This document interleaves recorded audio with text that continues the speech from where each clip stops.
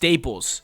They're good in just about any deck, and every player needs to know what the best ones are. If you're a free-to-play player, you don't have access to a lot of good cards, fast forward to the timestamp now, and I will get you the best free-to-play staples in Duel Links. Let's go. First, it's important to discuss what makes a staple good. We have a few effects that we want to focus on. 1, removing your opponent's cards. 2, protecting your cards from being removed by your opponents. And 3, preventing your opponent from playing the game. Coming in at number 10, we have compulsory evacuation device. Now this card is a limit 3. What does it do? It targets one monster in the field and returns it to the hand. The fact that it returns back to the hand is often more beneficial than if you just destroyed it and sent it to the graveyard. There's plenty of decks nowadays that have effects in the graveyard. Coming in at number 9, we have Crackdown. Crackdown, which is a continuous trap card, activates by targeting one face-up monster your opponent controls. You take control of that monster. While you control it, you can't attack or activate effects, and when it leaves the field, you destroy it. This is seen in a lot of Link decks. If your Link deck has space for a limit 3, this is the one you want to pick.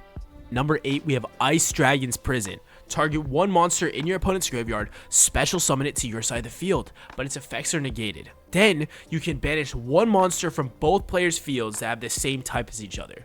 You can only activate it once per turn. This is either A, a monster reborn, or B, a removal on their monsters. Most decks run cards of the same type. That's normal. Now, Ice Dragon's Prison is versatile, and it's really, really powerful. As a limit 3, it is definitely one of the best options. Now, there are some times where you cannot activate your Ice Dragon's Prison. Extra deck and ritual monsters must be properly summoned before they are valid targets for Ice Dragon's Prison. That means any extra deck monster that was cheated out is not a valid target for Ice Dragon's Prison. Similarly, some monsters have conditions that they cannot be special summoned by any other ways. Take, for example, Yubel Terror Incarnate. It must be special summoned by Yubel, therefore it cannot be a valid target for Ice Dragon's Prison. When you check your opponent's graveyard, there will be an icon if you cannot special summon that monster.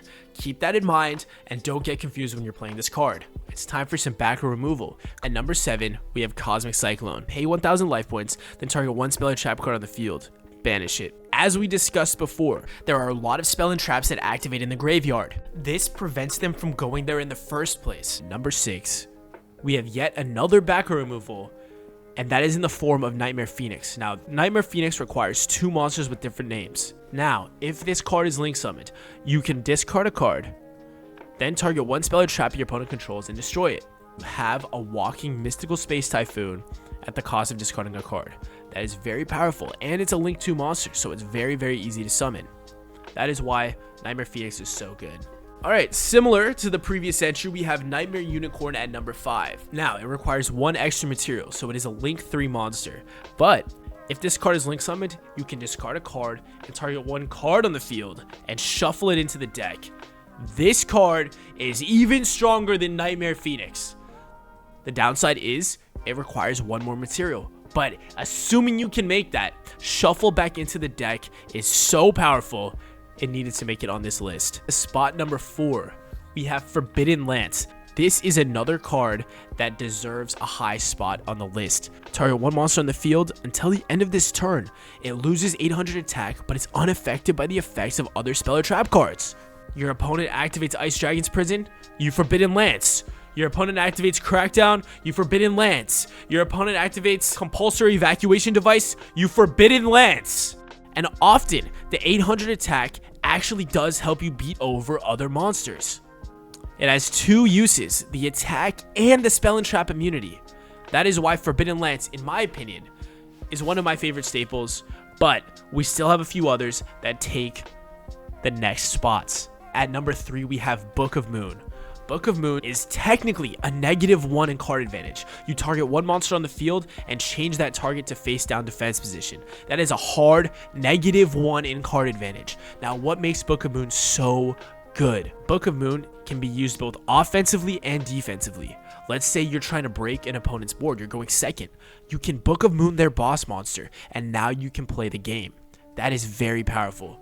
On top of that, if you're going first and you have Book of Moon, you can set it and then disrupt your opponent's plays. it prevents them from synchro summoning, Xyz summoning, and link summoning. For whatever reason, they can still fusion summon. Yu-Gi-Oh is a weird game, but that is still such a powerful effect, and it's all on a quick play spell card. It is very strong, even as a -1. At number 2, we have a hand trap, DD Crow. During either player's turn, this is a quick effect. Discard this card to the graveyard, then target one card in your opponent's graveyard and banish it. Especially right now, this is a meta-relevant card. In Yu-Gi-Oh, your graveyard is a second hand. Being able to snipe one of their combo pieces out of their graveyard is such a valuable effect that DD Crow gets number 2 on this list. Alright, coming in at number 1, the best staple in Duel Links is Effect Veiler. During your opponent's main phase, you can send this card from your hand to the graveyard, then target one face-up effect monster your opponent controls, and negate its effects until the end of the turn.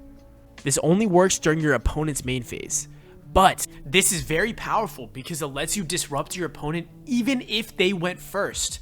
A lot of the time, your opponent's playing something on the field, and you need to negate that to stop their big plays. Or, at the very least, slow them down and make a worse board so you can keep playing on your turn. That concludes what I think are the top 10 best staples in Duel Links. Now, I'm about to cover some free-to-play alternatives to these premier options in case you don't have access to them. What do I define as free-to-play? Free-to-play is anything that you can craft with box chips or available at the card trader. The first one we'll check out is Floodgate Trap Hole. When your opponent summons a monster, change that monster to face down defense position. They can't flip it back up after. It's limit 3 for a reason, and it's available with box chips. This is a very powerful card, and it's nothing to be slept on. Now, fortunately, Cosmic Cyclone is available with box chips, and it is one of the best back removals in the game. I talked about it before. Get this with box chips. The next staple that I want to talk about is Skullmeister. If you don't have DD Crow, Skullmeister is a fantastic alternative. During either player's turn, when a card effect is activated in your opponent's graveyard, you can send this card from your hand to the graveyard to negate the effect. Sometimes, Skullmeister is even stronger than DD Crow. It just depends on the matchup, but Skullmeister is nothing to be slept on. If you don't have DD Crow, I highly recommend using Skullmeister. In fact, when I got top 10,000 in the Tachyon Cup, Skullmeister was a very crucial part in winning that. Use it. Just because it's budget, that doesn't mean it's bad.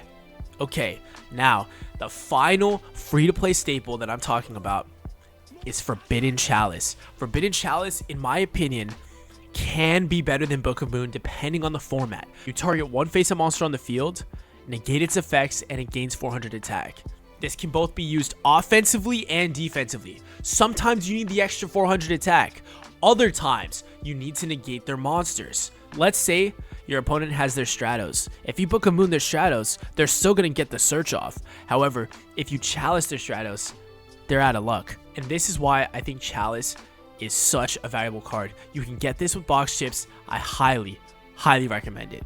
Alright, and those are the best staples in Duel Links at the moment. If you want to see them in action, go ahead and check out some of my previous videos. I have plenty of videos where you will see these cards in action.